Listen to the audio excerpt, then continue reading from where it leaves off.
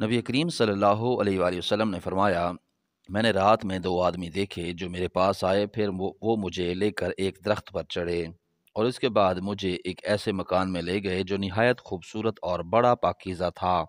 ایسا خوبصورت مکان میں نے کبھی نہیں دیکھا تھا۔ ان دونوں نے کہا کہ یہ گھر شہیدوں کا ہے۔ صحیح بخاری، حدیث نمبر 2791۔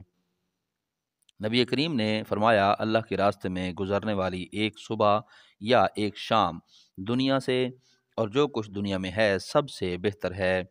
صحیح بخاری، حدیث نمبر 2792۔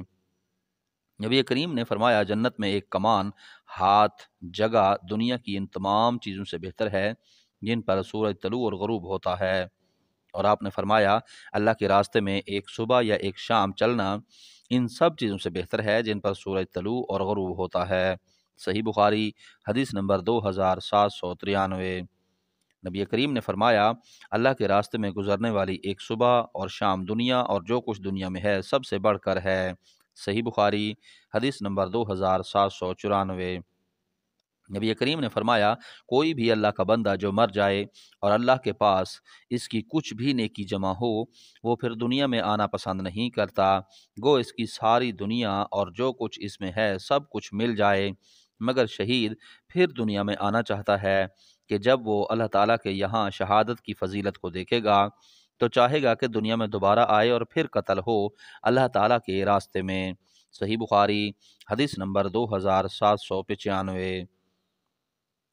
نبی کریم صلی اللہ علیہ وآلہ وسلم کے حوالے سے بیان کیا گیا کہ اللہ کے راستے میں ایک صبح یا ایک شام بھی گزار دینا دنیا اور جو کچھ اس میں ہے سب سے بہتر ہے، اور کسی کے لیے جنت میں ایک ہاتھ کے برابر جگہ بھی، یا راوی کو شبہ ہے، ایک قید جگہ، قید سے مراد کوڑا ہے، دنیا و مافیا سے بہتر ہے۔ اور اگر جنت کی کوئی عورت زمین کی طرف جھانک بھی لے تو زمین و آسمان اپنی تمام وسعتوں کے ساتھ منور ہو جائیں اور خوشبو سے معطر ہو جائیں، اس کے سر کا دوپٹہ بھی دنیا اور اس کی ساری چیزوں سے بڑھ کر ہے۔ صحیح بخاری، حدیث نمبر 2796۔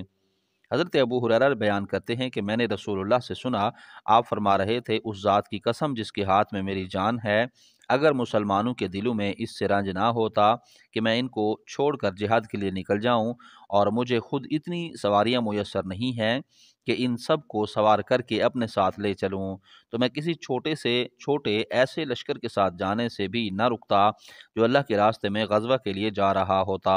اس ذات کی قسم جس کے ہاتھ میں میری جان ہے، میری تو آرزو ہے کہ میں اللہ کے راستے میں قتل کیا جاؤں، پھر زندہ کیا جاؤں، پھر قتل کیا جاؤں، اور پھر زندہ کیا جاؤں، پھر قتل کیا جاؤں، اور پھر زندہ کیا جاؤں، اور پھر قتل کر دیا جاؤں۔ صحیح بخاری، حدیث نمبر 2797۔ رسول اللہ نے خطبہ دیا، آپ نے فرمایا، فوج کا جھنڈا اب زید نے اپنے ہاتھ میں لیا اور وہ شہید کر دیے گئے، پھر جعفر نے لے لیا اور وہ بھی شہید کر دیے گئے، پھر عبداللہ بن رواحہ نے لے لیا اور وہ بھی شہید کر دیے گئے، اور اب کسی ہدایت کا انتظار کیے بغیر خالد بن ولید نے جھنڈا اپنے ہاتھ میں لے لیا اور ان کے ہاتھ پر اسلامی لشکر کو فتح ہوئی۔ آپ نے فرمایا، اور ہمیں کوئی اس کی خوشی بھی نہیں تھی کہ یہ لوگ جو شہید ہو گئے ہیں ہمارے پاس زندہ رہتے، کیونکہ وہ بہت عیش و آرام میں چلے گئے ہیں۔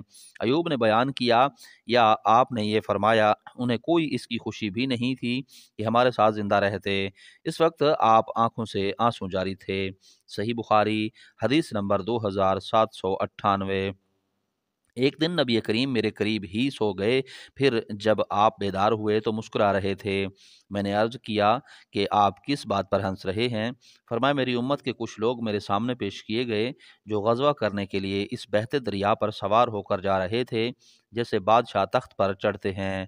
میں نے عرض کیا، پھر آپ میرے لیے بھی دعا کر دیجئے کہ اللہ تعالیٰ بھی مجھے انہیں میں سے بنا دے۔ آپ نے ان کے لیے دعا فرمائی، پھر دوبارہ آپ سو گئے اور پہلے ہی کی طرح اس مرتبہ بھی کیا۔ بیدار ہوتے ہوئے مسکرائے۔ ام حرام نے پہلے ہی کی طرح اس مرتبہ بھی عرض کیا اور آپ نے وہی جواب دیا، حرام نے عرض کیا آپ دعا کر دیں کہ اللہ تعالیٰ مجھے بھی انہی میں سے بنا دے۔ تو آپ نے فرمایا تم سب سے پہلے لشکر کے ساتھ ہوگی۔ چنانچہ وہ اپنے شوہر عبادہ بن صامت کے ساتھ مسلمانوں کے سب سے پہلے بحری بیڑے میں شریک ہوئیں۔ معاویہ کے زمانے میں غزوہ سے لوٹتے وقت جب شام کے ساحل پر لشکر اترا تو حرام کے قریب ایک سواری لائی گئی تاکہ اس پر سوار ہو جائیں، لیکن جانور نے انہیں گرا دیا اور اسی میں ان کا انتقال ہو گیا۔ صحیح بخاری حدیث نمبر 2799۔ نبی کریم صلی اللہ علیہ وآلہ وسلم نے بنو سلیم کے 70 آدمی جو قاری تھے بنو عامر کے یہاں بھیجے۔ جب یہ سب حضرات بئر معونہ پر پہنچے تو میرے ماموں حرام بن ملحان نے کہا میں بنو سلیم کے یہاں آگے جاتا ہوں، اگر مجھے انہوں نے اس بات کا امن دے دیا کہ میں رسول اللہ کی باتیں ان تک پہنچاؤں تو بہتر، ورنہ تم لوگ میرے قریب تو ہو ہی۔ چنانچہ وہ ان کے یہاں گئے اور انہوں نے امن بھی دے دیا۔ ابھی وہ قبیلہ کے لوگوں کو رسول اللہ کی باتیں سنا ہی رہے تھے کہ قبیلہ والوں نے اپنے ایک آدمی عامر بن طفیل کو اشارہ کیا اور اس نے آپ کے جسم پر برچھا پیوست کر دیا جو آر پار ہو گیا۔ اس وقت ان کی زبان سے نکلا اللہ اکبر، میں کامیاب ہو گیا کعبہ کے رب کی قسم۔ اس کے بعد قبیلہ والے حرام کے دوسرے ساتھیوں کی طرف جو 70 کی تعداد میں تھے بڑھے اور سب کو قتل کر دیا۔ البتہ ایک صاحب جو لنگڑے تھے پہاڑ پر چڑھ گئے۔